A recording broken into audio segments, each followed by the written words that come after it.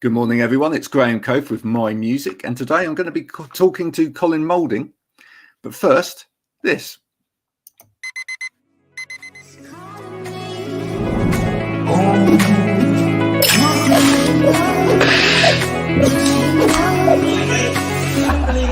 I need to get going, Mel. See you later.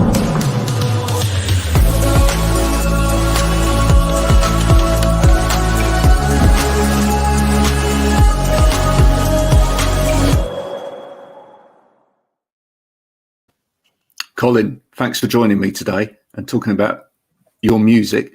You said you didn't watch the football last night because you didn't want to be disappointed. You must be one of the only people in the country that didn't watch it, I think.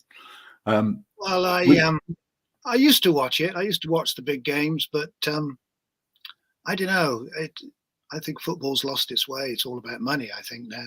Yeah, no, absolutely. Well, you know, we won. It will keep the people of Britain happy for 5 minutes until we play the next game. I'm sure there'll be tears before bedtime. Well, we know. You know, I mean, I shouldn't say that really. Yeah, I know everybody's like all the way down my road last night afterwards. Verses of "It's Coming Home."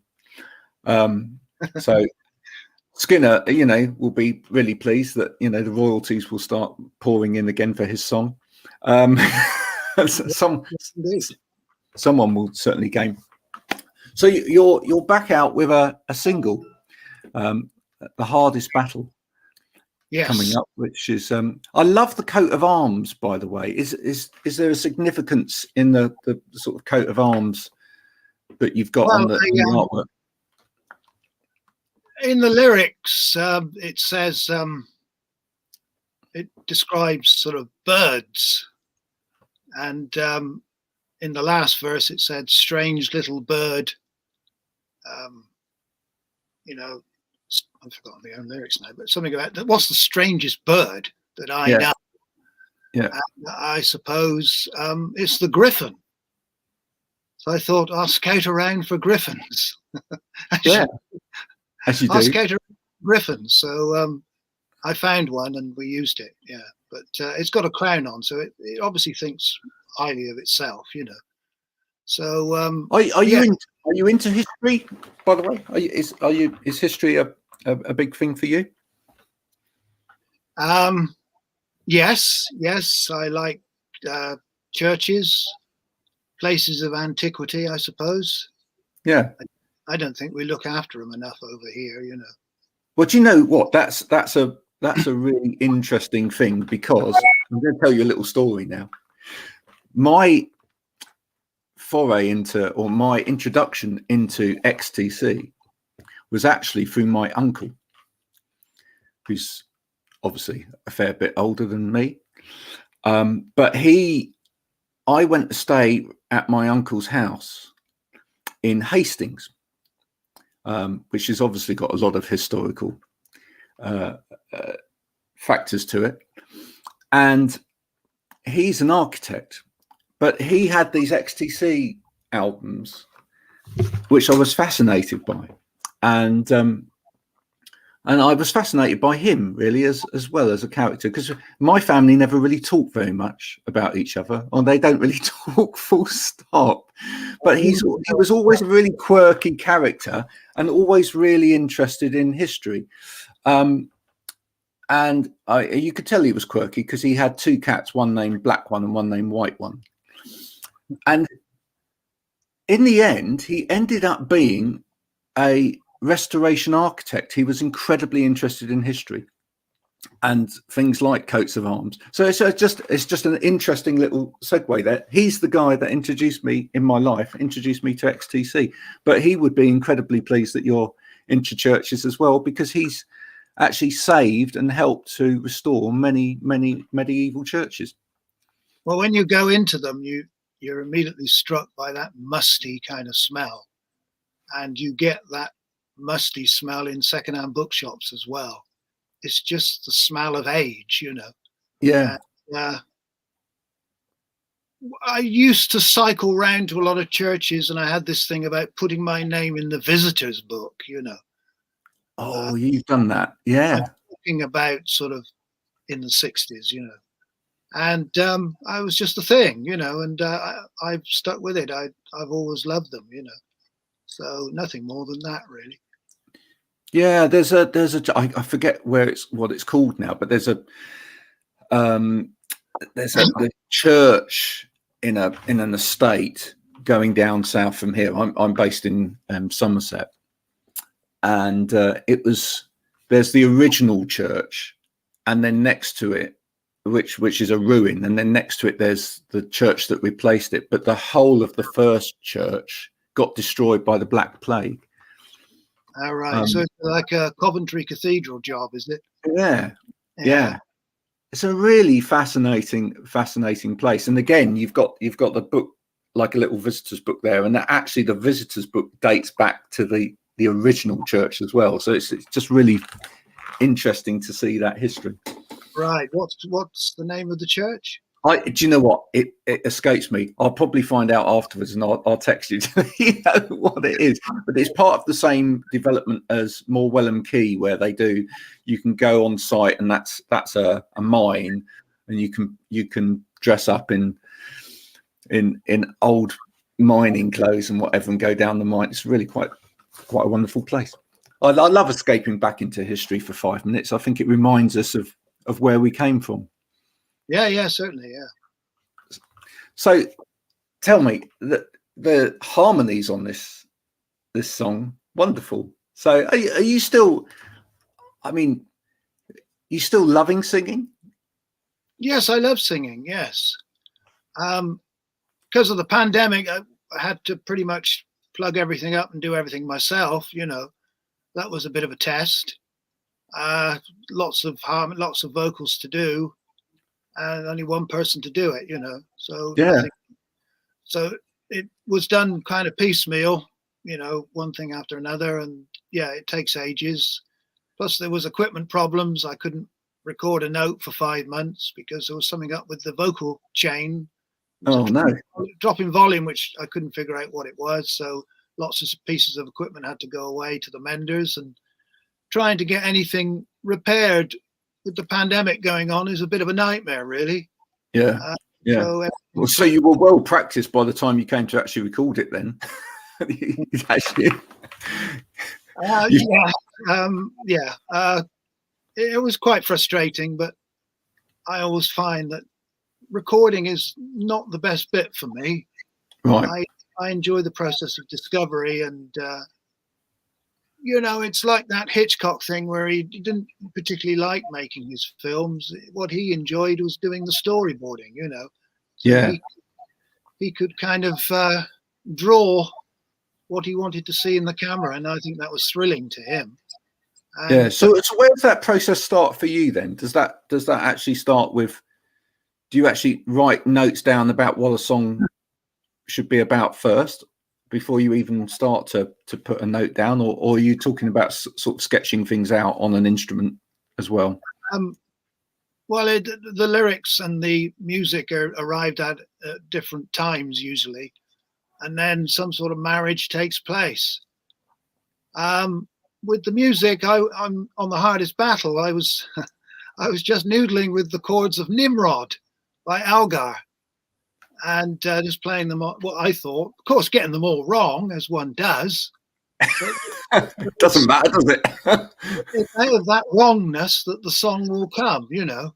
Yeah. And then on the lyrical side, I like to go around secondhand bookshops and see what's around, and I found this little pocket positives, it was called, and basically there's just quotes from different famous people about certain aspects of life. And there was one by E. Cummings about, well, I've got it. I just happen to have it here, fellas. All right. This is the original. This is the original where it came from. As the pocket positives, yeah. Nice, lovely little book. Yeah. And there was a quote by E. Cummings. I think he's an American poet, although it says in this book he's an English one, but I think he's American. says here, to be nobody but yourself in a world which is doing its best night and day to make you like everybody else means to fight the hardest battle. Mm. Now I thought, my God, there might be a song there, you know. I thought, Yeah. the hardest battle. There's me opening line, you know. So that was it, really. And then these chords to Nimrod, and I'm getting it wrong. So it kind of, there was a marriage there, and I thought, well, yes, I'll work on this then, you know. And then it becomes like a crossword puzzle, which you have to work out, you know, whether the feeling that you get from a line when it falls on the music, whether it gives off what you want it to give off, you know. Yeah. Is it? I mean, is that something you felt over the years as well, that the hardest thing is to be yourself and true to yourself? I think most people aren't themselves. You know, my parents never were. They used to say, you know, Carl, just be yourself and everything will be all right. But the moment anybody came to the door, they were never themselves, you know. It's a peculiarly English thing as well, isn't it? I mean, we even in small talk, the English don't, you know, you say, how are you? I'm fine. Well, yes, the English kind of do that, don't they? You know, even though that they're probably tearing their insides out at the time. Yeah. But you know, I think for the young, they're never themselves. I think they have to jack themselves up. It's a confidence thing, I suppose. You can be yourself when you're confident, can't you? Yeah. But you know, you see young kids lighting a cigarette up on a street corner very ostentatiously. Now, at that point, they're not themselves. They're somebody. They're like Clint Eastwood. You know, they're Clint Eastwood at that time. You know. Yeah.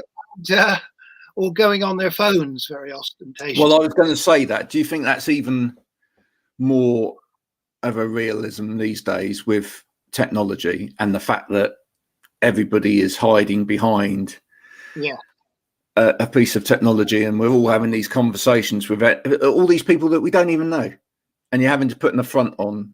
It's a most peculiar way of going on, I think, you know. Yeah. I think on the social media, you can be anyone you like, you know. If they don't think themselves that interesting, then there'll be somebody else, you know. It's a very peculiar world at the moment.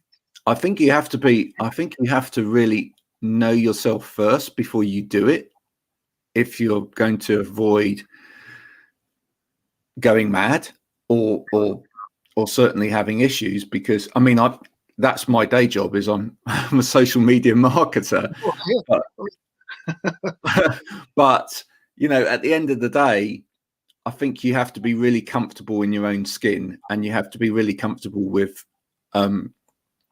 you know, not really caring about what the rest of the world thinks before you do that. Otherwise, you know, you can find yourself in a lot of trouble. Yeah, well, I was on social media for a short time, and one of the things I discovered was that, you know, people would post very incidental stuff. I mean, if they boil an egg, they've got to put it on, you know. Oh, yeah. Certain platforms are like that, yeah. I just think can be quite tiresome, you know. The clamor for attention is palpable, you know. Yeah. Well, no, it's true. I mean, even though I do, or I have done, look after Facebook sometimes for a couple of clients, I don't sit on there myself for that pure reason. I just find the stream of you know, oh look, I walked into a shop, I bought a magazine. Yeah. It's kind of like this narrative of your day, which really is completely uninteresting. I don't really need to follow you that closely. You know, yeah, absolutely. If someone's got something really exciting to shout about, I totally understand it. But of course, on the other side of the coin, for me, they're a godsend, because it helps spread the word, especially on something like this, you know. Yeah. You can reach a lot of people in a short time, you know. So, you know, that's on the good side. So certainly from my end of it, you know. Definitely. Tom Morley, who is listening, who was a guest of mine the other day on a program that I did. Tom was the drummer in Scritti Politti. Oh yes. Yeah. Said we used to make North London pilgrimages from Camden to Stoke Newington to see XTC. Scritti were all big fans, late 70s. That would be the Rochester Castle, I think, was Yeah. at that time. Yes. Yeah. Oh wow. So Thank you. yeah, Tom's a lovely guy. He now does like motivational workshops with people in companies, and uses drums and DJing, etc. to motivate people, which is a wonderful thing. Yeah. Yeah. How do you find that your music has actually changed people over the years, or as you've spoken to people, have you had feedback? Really, I mean, you must have had some wonderful feedback from people about how your music has actually affected them. Have you got any stories to that effect? Well, more recently, when we did the TC&I thing, and there was the track "Scatter Me," I think somebody piped up and said that they played it at their loved one's funeral. Right. That was quite touching. That's one that springs to mind. Can't think of any others that. There was the ball and chain demolition thing about that was quite a furore about the demolition of some houses in Swindon. And there was ball and chain, the XTC song at the time. So that received quite a bit of attention. But I expect there's a few more which I can't remember. When did music start for you? Were you starting in music at an early age? I think probably in assembly at school. There were certain hymns at school which used to move me. I noticed that, I was on the point of weeping in some instances, where a couple that comes to Jerusalem, definitely with the lyrics by William Blake, and also I Vow to Thee My Country, the Holst middle, if you like. Yes. Jupiter. But I noticed that music moved me profoundly, and then the pop hits of the 60s and stuff, the Kinks and Small Faces, and and melody. I felt there's something about melody which actually moves me quite a bit, and I suppose it was all that really. And then when I got to 14 or 15, I thought, well, I wouldn't mind having a stab at playing or learning an instrument, And then there was all the heavy stuff going on, stuff like Jethro Tull and which I got into. Grew my hair excessively long, and there was a great trade in second-hand records at the time, Yeah. And people used to carry them around like banners, Of course, they were bigger then. You had the vinyl, the big 12-inch vinyl, and used to see these long-haired types sort of putting their head backs to make their hair longer, carrying these albums around, Yeah. Did you gravitate towards bass quite early on, or did you learn guitar first? No, I was drawn to bass. Yeah. One of the first LPs I ever bought was Free, Fire and Water. Wow. They had a single right now, and I was very taken with the middle. It's like a bass solo going on while the guitar is winding around, and I remember I really liked the way the bassist played. It almost sounds like an elastic band, and I'd never heard it played like that before, and I was drawn to it. I think Andy Fraser was the bass player in Free, and I enjoyed his playing very much. And I bought the album, and it really fired me up to play. And so it was from that point I decided I was that I was going to be a bass guitarist, you know. Do you remember what your first bass guitar was?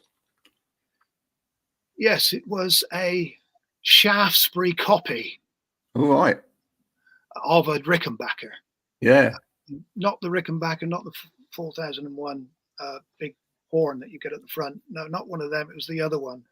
Yeah. It was based upon the old Rickenbacker 12-string look, you know, that Yeah. John Lennon made famous, you know.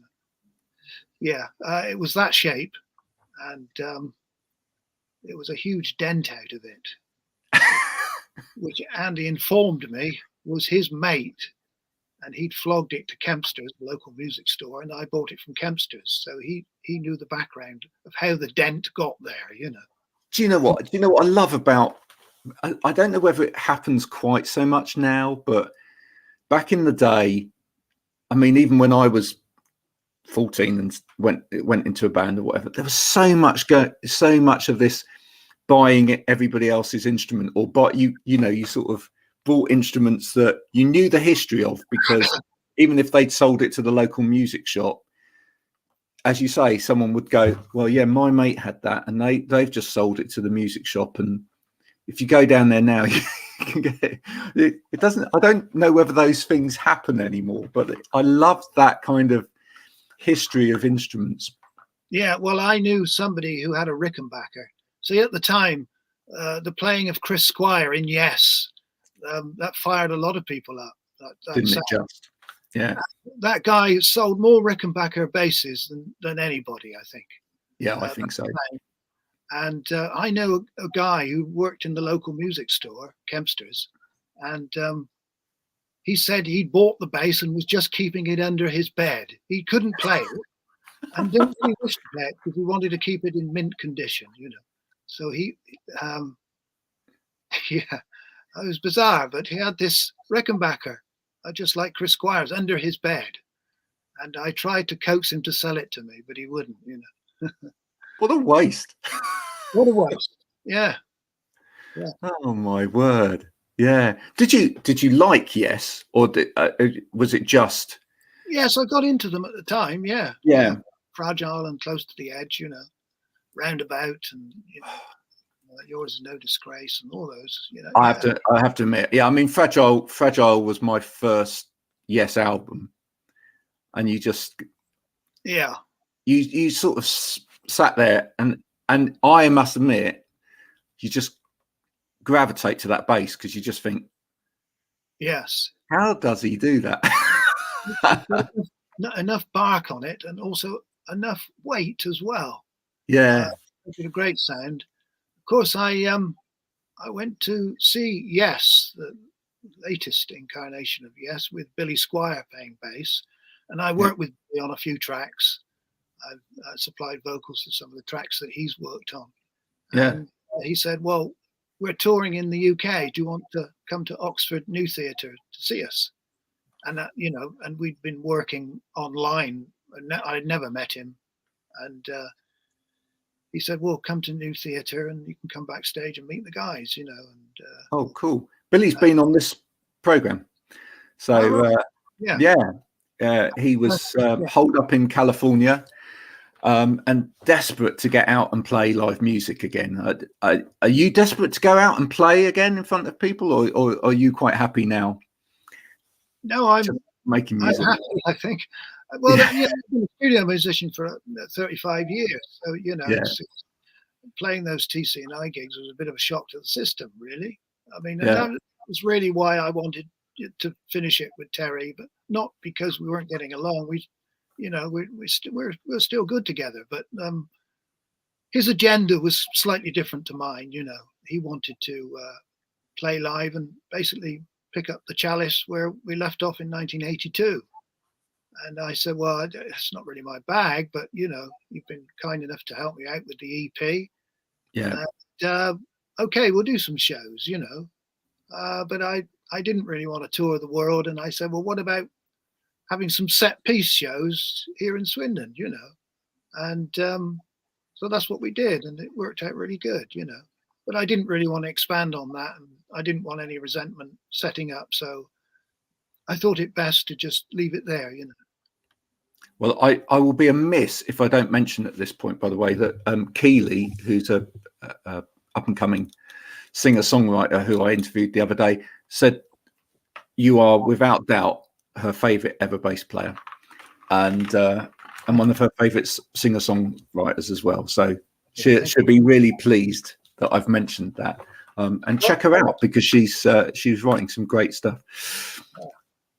Tell me about the rest of the album, because this is a single to lead into the rest of the album. It is no, there is no album. there's no album with this. No. I've forced you into it now. No, don't presume anything in this game. I'm breaking the convention. No, it was just a lockdown single, really. Right. And Burning Shed said, well, I said, do you do singles? Because I've always loved singles culture. Yeah. And I said, well, we do, but have you got anything else to put on? I said, well, I've got the demo. He said, well, you got anything else? I said, well, this is Track, which has been covered before by XTC, but really it wasn't the version that I really wanted. I think it was an expedient to actually, because I knew that perhaps we weren't going to make another album, Right. I thought, and that's where it was heading. Say it's called, the track, and I had it planned for the forthcoming XTC album that never was. And after a while, I began to realize that, Andy really didn't have any intention of making another XTC record. So I thought, well, it's got to catch a bus to somewhere. So I got the Pugwash guys to help me out. Some of the piano chords were quite tricky, so Duncan from Pugwash played the keyboards, and so we got it done, But I realized then it came out on a promo record, and it deserved a better fate, than what it got. Yeah. And well, I thought to myself, well, I've got this original version which I did with a local keyboard player called John Bucket, and I kind of preferred it in a way. So I said, well, I've got this track, and I told the story, and he said, well, why don't you put that on? So that's what happened, and it was my original demo. But you mentioned the word demo, and people sort of get a bit sniffy about it. So I thought, well, the way Stuart Rose mixed it, I got it remixed, and he did a really good job. And I thought, well, I'm going to drop the word demo then, because it's good enough to be a finished recording. And Well, I mean, what's the word demo mean? It means that a DJ probably wouldn't play it. That's why. Yeah. Well. Yeah. Oh, are you going to do more singles? Is that the plan? Do you want to carry on? I don't. Albums take too long, especially if you work on your own. I haven't really got time to hang about, No. What keeps you busy these days, Colin? Sorry? What keeps you busy these days? Well, kind of family stuff, I've got grandchildren now, and that's quite thrilling. And my garden, and music, of course. I plug in the laptop most mornings, you plug the keyboard in, and I like to work in bed, as they say. Plug the keyboard in and then just tinker, Yeah. I don't go into the studio unless I've got to record, really, and do interviews, of course. Is anyone from the family following you into music at all, or not? Yeah, my boy, he's been in bands years. He's a drummer, very good drummer. Yes. It's difficult to have the breaks than when we were around. It was the pub scene in London was a blast back then. And getting the breaks now is more difficult. The whole scene has changed since we started. It's different. You when you signed, you got a 6-album deal, and you were fairly confident that you'd go 2/3 of the way through before they gave you the axe, But you've got to be much more of a business person these days, haven't you? In a way, if you're gonna. Well, I think if you don't have a hit on the first record, they give you the chop, you know. Yeah. There's no artist development. It's the goods, otherwise you're out, you know. And so the first two albums we did were moderately successful. They weren't, you know, ecstatic by any means, and yet, you know, Virgin had faith in us. Yep. And it paid off, I think. But Yeah. you know, now I don't think we'd have. I think after the first or maybe even second album, we'd have got the chop if it had been now, you know. So big difference in outlook, I think. Well, definitely, and I think a lot of young artists that, you know, take most of the matter into their own hands anyway, and self promote, and, you know, try and build a following, do all of the business aspect behind the, you know. Well, the top studios are expensive. I mean, in real terms, the cost of recording has come down. Yeah. It's hideously expensive back in '77 when we started or signed, and, you know, top studio in London cost you about £1,200 a day, you know. It's still expensive now, but, you know, back then £1,200 was a shitload of money, you know. Yeah. The cost of recording has come down, but it's still expensive unless you record it yourself, you know, which is what I do. And you've got a nice little setup there in the background. Well, it's pretty basic. It's just my garage that's been converted, really. You know. Yeah. This is where we did the TC&I stuff, and, you know, we had good fun. Yeah. Yeah. It's been an absolute pleasure talking to you, Colin. Thank you very much for sharing. I hope I haven't tried to push you into an album, because, but you know, if you did make one, we would listen to it. Okay. I dare say, but such long-winded things to do, you know. Yeah. On your own, with a pandemic going on, you know, how much time have you got? You know. Well, you run to the doctors at my age. You don't walk, you know. Well, and let's face it, Colin, you've made a fair few albums in your time anyway, haven't you? So, you know, I think you've done your fair share there. So, yeah, well, singles are fun, you know. That's what absolutely, and also, you know, with a single, you don't necessarily have to develop a theme, do you? You don't actually have to think about how these things sit in with each other. No, I used to squirrel them away, you see, until I had more, but my squirreling days are over, you know. Yeah. When I get them, you can have them, you know. Yeah, exactly. Instant. Well, that's very modern day of you, Colin. So yes, I'm a modern day man. That's it. So when's this single actually being released? This Friday, I think. This Friday. Well, that's perfect time. They're probably dropping on people's doormats even as we speak. You know. Fantastic. And if people want to order it, they can go to. Is it on Bandcamp? No, it's on Burning Shed. Burning Shed is the sole distributor of this masterpiece. So go to Burning Shed, and I'm sure they've got a few hanging around. Yeah. Well, let's fill the world with it, because it's a great song, and it's a song I think that a lot of people need to hear into lyrically, coming out of that wonderful book, which was Pocket Positives, yes. Yeah, but in a way, you see, good sayings like that, good wisdom like that, never fades or never ages, does it? You know, no. And what you've done is you've picked it up and you've given it another lease of life, and you've put it back out there again for the world. So you've moved that wisdom on. Well, I'm sure it's been done to death before. That, you know, what's that Mama Cass thing that came out? Make your own kind of music, sing your own special song. You know, remember that one? Yeah. It's a similar sentiment, I suppose. Yeah. There's as well, I think. Yeah. But I think it's important that it's an important message, especially in a world where, as I say, people seem to be struggling more and more with what it means to be yourself and have your own identity. I think it's an important message. So I think some people, they go through life and they're never themselves, you know. Yeah. You know, something you That's acquire. important. You've definitely been yourself, Colin. That's one link then. Colin, it's been a pleasure talking to you. Thank you so much for giving up your time today. And Okay, pleasure.